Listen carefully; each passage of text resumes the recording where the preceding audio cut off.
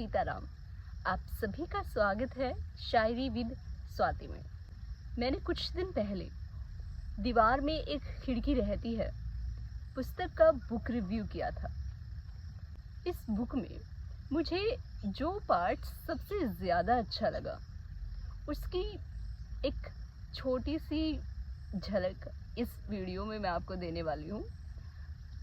सुनिएगा। ये पार्ट, ये कन्वर्सेशन नायक का उसकी वाइफ के साथ, जो अभी अभी शादी होकर आई है, एक छोटा सा कन्वर्सेशन है। वो दोनों पहली बार मिल रहे हैं और रघुवर प्रसाद थोड़े से सकुचाए हुए हैं। उन्हें नहीं पता कि वो बात को कैसे शुरू करें। तो इस बात को दो नवविवाहित लोगों के बीच की पहली कन्वर्सेशन, किस तरह से वो शुरू करते हैं अपनी बात। तो आइए थोड़ा सा हम भी मजा लें इस प्यारी सी कन्वर्सेशन का। तो जो रघुवर प्रसाद के पिता है वो उनकी वाइफ को उनके पास छोड़ने आए थे। रघुवर प्रसाद कहीं दूसरी जगह पर रहते थे, तो उनके पिता उनकी नवविवाहिता पत्नी को उनके पास छोड़ने आए थे।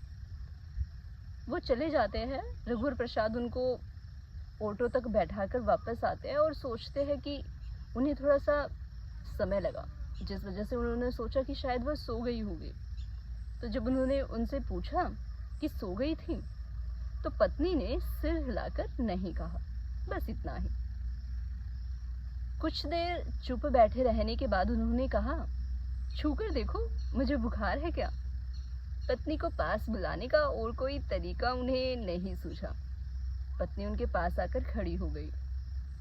शरीर गर्म हो तो बाएं गर्म हाथ से दाहिने गर्म हाथ को छुओ तो पता नहीं चलता कि बुखार है। उन्होंने बाएं हाथ से अपने दाहिने हाथ को छूते हुए कहा। उन्हें लगा कि पत्नी उनका माथा या फिर हाथ छुएगी, पर नहीं छुई, पास आकर खड़ी रही। उन्होंने अपना हाथ बढ़ाया तो भी पत्नी ने नहीं छुआ।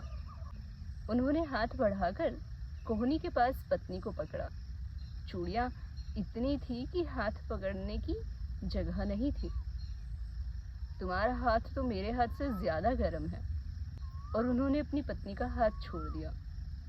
पत्नी का हाथ सचमुच गर्म था। पत्नी ने कहा, नहीं।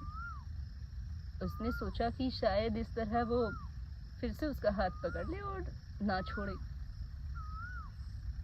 है, सच में है। उसके बाद फिर कहते हैं कि तुमने खाना खा लिया?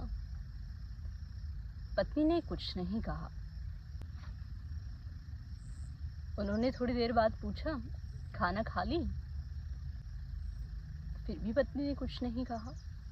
क्या बात है, अच्छा नहीं लग रहा? रघुवर प्रसाद ने धीरे से पूछा। अब की बार रघुवर प्रसाद का दिल धड़कने लगा था। बुखार नहीं है, पत्नी ने कहा। हाथ तप रहा है, उन्होंने अटकते अटकते बोला। पत्नी ने कहा, नाड़ी देख लो। लेकिन रघुवर प्रसाद को नाड़ी देखना नहीं आता था। उन्होंने पत्नी का हाथ पकड़ा, जिस पर वो कहते हैं, चूड़ी इतनी है कि नाड़ी नहीं मिलेगी। पत्नी दाहिना हाथ बढ़ाते हुए कहती है, इसमें कम है। तो रघुवर प्रसाद कहते हैं, उतनी ही लग रही है। तो पत्नी कहती है, एक बस में टूट गई थी और एक काम करते करते टूट गई। तो रघुवर प्रसाद कहते हैं, केवल 2 कम है। पत्नी कहती है, हाँ। और रघुवर प्रसाद पत्नी को बैठने के लिए कहते हैं, तो पत्नी बैठ जाती है। दाहिने हाथ की चूड़ी टूट जाती है, बाएं हाथ की कम टूटती है, पत्नी कह रही थी। और रघुवर प्रसाद नाड़ी टटोल रहे थे। नाड़ी केवल वहां नहीं थी, वहां न मिलने पर उसे कहाँ ढूंढे। छाती से धक धक टटोला जा सकता था।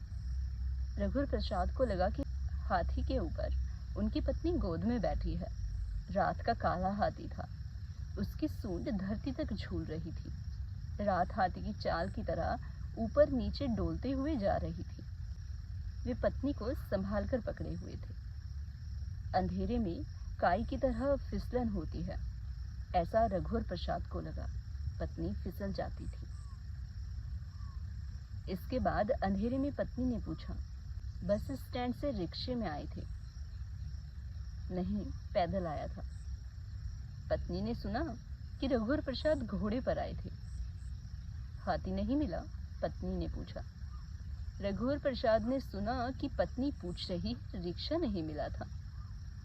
मिला था, पर पैदल आया। पैदल आने से पैसे बच गए थे, पास ही बस स्टैंड है। पत्नी ने सुना घोड़े के पैसे नहीं देने पड़े थे, बस स्टैंड पास है। घोड़े पर आने से कितना समय लगा? पत्नी ने पूछा। जल्दी आ जाता, पर रास्ते में एक दोस्त मिल गया, रघुवर प्रसाद ने कहा। पत्नी ने सुना रास्ते में एक घुड़सवार और मिल गया था। फिर धीरे धीरे फिर इधर उधर घूमते रहे, इधर उधर घोड़ा दौड़ाते घूमते रहे। पत्नी ने सुना। थक गई तो एक टिपरिया चाय की दुकान में पी ली। थक गए तो एक खंडहर जैसी पुरानी सराय में केसर या दूध पिया। पत्नी ने सुना। अच्छी गरम चाय थी, गाढ़ा गरम दूध था।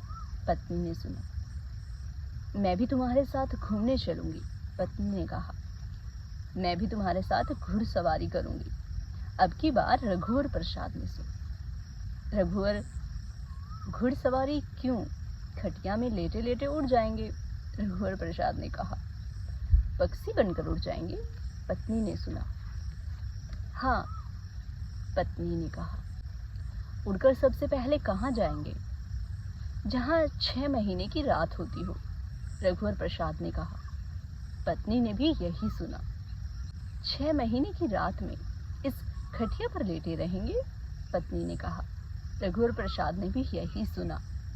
6 महीने की रात खत्म होते होते फिर यहाँ 12 घंटे की रात में आ जाएंगे, आकर सो जाएंगे, पत्नी ने भी यही सुना। हमारे उठने का रास्ता सुबह देखेगी, रघुवर प्रसाद ने कहा।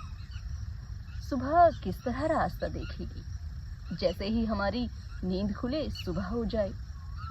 ज्यादा देर सो गए तो ज्यादा देर बाद सुबह होगी, रघुवर प्रसाद ने सुना। ज्यादा देर सो गए तो ज्यादा देर रात रहेगी। चिड़िया रास्ता देखेगी कि हम उठे, जिससे सुबह हो और वो चहचहाना शुरू कर दे। सुबह सबसे पहले छोटी छोटी चिड़ियों की चहचहाट होती है। इसके बाद कोयल के बोलने की आवाज आती है।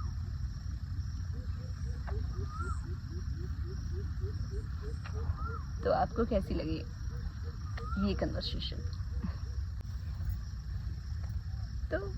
तो मिलते हैं फिर किसी और वीडियो में ऐसी ही खट्टी मीठी प्यारी प्यारी बातों के साथ।